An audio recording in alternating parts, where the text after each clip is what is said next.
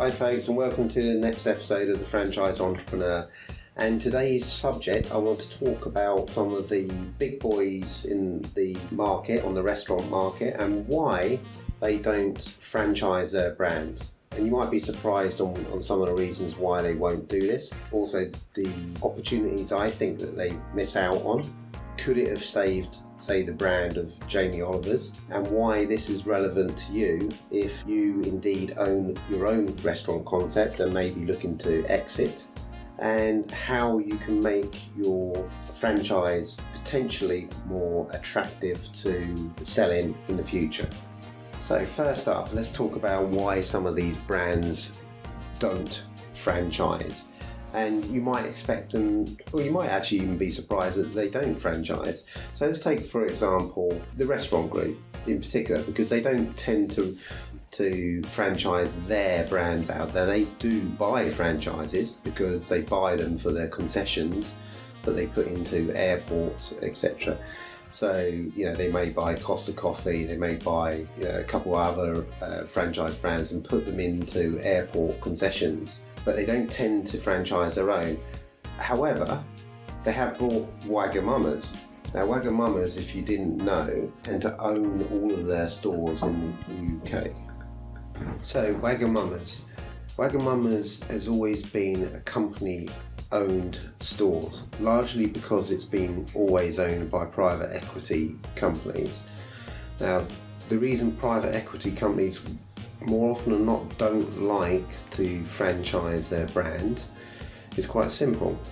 Private equity companies are in it for the short term. They're in it to create wealth, they're in it to create value, and when you franchise a business, you do not own the asset. You own the system, you own the concept, you own the brand, which has some value in it, but doesn't really bolster your balance sheet. And private equity companies are all about the balance sheet and all about cash. If you don't own the physical store, then all the cash belongs to the franchisee and you only get to see the fees. So you'll only get maybe 6% of the total sales. So if you've got a store that's doing £1 million, instead of all of that £1 million going through your balance sheet, going through your accounts, you're only getting 6% of that. So you're only getting 60,000 through. So it's not as attractive for private equity because the value is not there, the cash flow is not there, and it will impact on the resale price because inevitably, or more often than not, these companies are passed from one private equity company to another. And they all look for the same thing. They all look to add more stores, add more value, add more onto the balance sheet, then sell it at a profit. So Wagamama's is actually quite unusual because now that's been bought by the restaurant group. It's no longer in the private equity hands. Also, Wagamama's, again, was slightly unusual, although they started off owning all of their own stores. I believe in the UK, I think all the stores are owned by the company. They did actually go into franchising, but they franchise internationally. So they own the UK, they franchise the rights to other countries out. Now, I'm not sure whether they do that for all of the countries, but they've certainly dipped their toes into franchising now for a number of years. But they don't do it in the UK. And I think that's predominantly because that's where most of their value is. But, the restaurant group own a number of brands, Chiquitos, Joe's Kitchens, etc. I'm not sure whether they own Las Iguanas, but even so Chiquitos, again, it's a big brand. It's very, very franchisable, but ultimately it's not their strategy for growth because they are PLC and the share value is linked to the balance sheet and how much value is in that balance sheet. And as I said before, there's less value in owning the franchises than there is in owning the physical stores. That changes slightly when you start franchising those brands overseas. So you keep predominantly the UK or wherever it is that you're based as company-owned stores, and then you franchise out to overseas. That's where it starts to make a bit more sense. So historically, a lot of UK brands do not go down the route of franchising, and those are the reasons why I think that they don't do it. But I also think that they miss out on significant opportunities and also put their business at risk, particularly in the current market. Now, for instance, again, I'm going to come back to the restaurant group because I know it reasonably. They have a brand called Garfunkles. Now, if there was ever a brand that could have been franchised, it was Garfunkles. Predominantly based in London. They didn't have a lot of stores, but it's massively well known throughout the world because I think it's because it's based in London. All the tourists that come to see it, everyone knows Garfunkles. I do business overseas, and people know Garfunkles. It's not a fantastic product, but they know the brand. Now, Restaurant Group took a view that it wasn't, I think, a core product for them, and they closed a number of their stores. Now, they've still got some of them, but they've not developed that as a brand, and it's got massive opportunity and massive potential for franchising, but they don't do it. Now, is that because, for the same reasons that I've mentioned before, because there's no value in the balance sheet, or is it because they don't have the expertise to do it and it's corporate laziness? I think it's a number of things. I think, one, they don't know how to do it. Two, they mistakenly feel it's not a core product for them. It could be. I mean, if I took that brand, I know there's 5 countries that I could have that franchise to as a master franchise probably within 6 months, and that brand would grow exponentially. I think there's a bit of corporate laziness there and a missed opportunity for them, particularly with that brand. Say, for instance, what happened to Jamie Oliver's. Again, all company-owned stores. If he'd gone down the franchise route in the earlier days, I think he would still have a brand, a successful brand that was still operating. Because what franchisers do is that they take ownership of the individual stores. They are well aware of local trends. They've got a vested interest in operating those stores, and they also provide invaluable feedback to the main company on what is trending and what isn't, and what the problems are and what the opportunities are. So I think you would have seen a much more dynamic Jamie Oliver's if he had chosen to go down that route in the earlier years. Probably, he may even have been able to have saved that business if he'd done it a couple of years ago when things were first starting to turn there. But again, I think people genuinely have misconceptions about franchising within these industries. It could be that they feel that they will lose some control over the quality, etc. But that's why you have all of your operational manuals in place, and this is why you have a management team in order to instill those standards. So in many respects, it's no different from running your own restaurants. You've still got a management structure in place to ensure that the quality and standards are complied with. So, I think there's a lot that these bigger companies can learn from franchising. I think they need to be considering franchising in a much bigger way than they currently do. I think they should be looking at some of their brands and saying, well, okay, look, these need to be franchised, looking at where the opportunities are. I mean, Restaurant Group again, Frankie and Benny's, it's well documented as that its difficulties.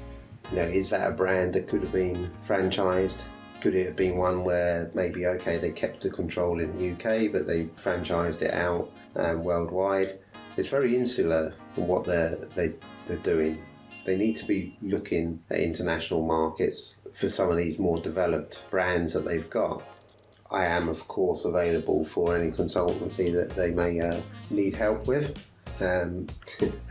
But unfortunately, I think a lot of these well-established brands lack inventiveness, lack any kind of imagination to pursue that kind of strategy.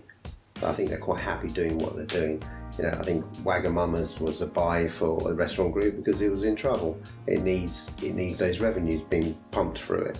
Instead of looking at Wagamama's as their saviour, they should really have been looking at where the other opportunities were in franchising some of the existing brands out. They're missing opportunities. They're making mistakes that have killed the likes of Jamie Oliver's.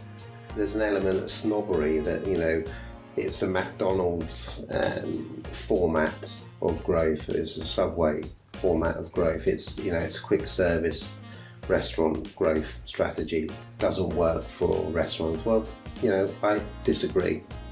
I think it could absolutely work for these restaurants if they put the resource and knowledge into it and have a committed strategy to do so.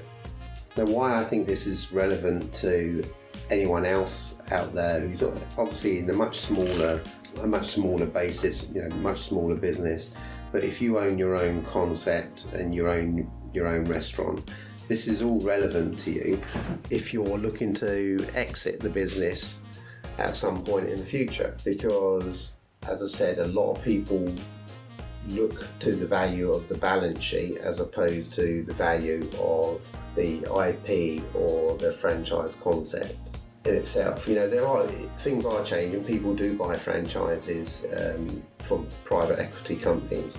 There are big groups out there who only buy franchises, but there aren't as many of them, I don't think. And how you can make yourself more attractive to both parties, so these franchise groups that do buy individual franchises, and also the private equity companies that also buy brands but largely like to buy ones with strong balance sheets and cash flowing through the business and not necessarily franchises. You can have the best of both worlds here. If you can do what we try and do within my business, where we own some of our corporate stores and we also franchise some of those stores out.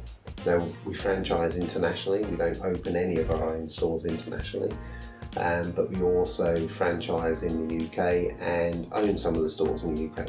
Now, what this does is that it gives you a foot in both stores, so you end up with the flexibility of franchising and being able to open up more stores without using your own capital. But at the same time, you can reinvest money into opening up some of your own stores that enable your balance sheet to have cash flowing through it. So you have the opportunity for both there, which I think is a good balanced strategy to take forward. And I just think some of these bigger brands, and again, I'm not trying to pick on a restaurant group, there are numerous others, but they're missing a trick in what they're doing. They're leaving some of their brands undervalued and missing opportunities to expand them through very little more effort to put them onto the franchise market and also grow those brands exponentially, and at the same time bringing in the revenue but also reducing the risk that they take in terms of the capital expenditure that they spend on opening up new stores. So that's the reason why I think that a lot of these brands that you see on the high street aren't actually franchising. There is a real mixture of it not being valued on the balance sheet and a little bit of snobbery in that they don't think it's the right strategy for a restaurant to do. And thirdly, it's also a bit of fear of the unknown. They don't understand franchising, and there's a lack of understanding and capabilities within their organisation to do the franchising. And where it becomes relevant to you, if you're a growing concept and building a business and potentially looking for exit, is that, in my opinion, your best strategy is to mix and match. Do some corporate owned stores, do some franchising, get the best of both worlds. Now, I hope that was interesting for you, a little bit of insight into why some businesses franchise and others don't. And if you found that interesting, please do leave a comment and tune in again for next week's episode of The Franchise Entrepreneur.